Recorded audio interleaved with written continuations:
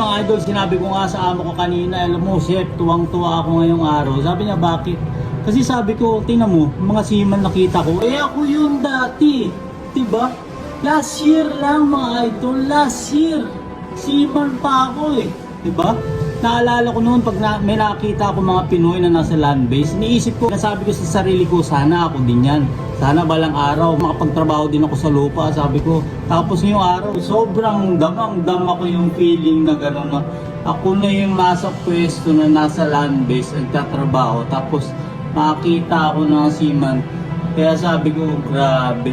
Ibang klase yung feeling. Kaya saludo ko sa mga idol natin kanina, yung mga seaman. Idol, kung isa ka sa mga seaman na yan, i-comment mo naman dito. Kumustahin mo yung mga tropa natin dyan, ha? Ito nga pala ang idol nyo sa Norway. Follow po mo. Bye-bye!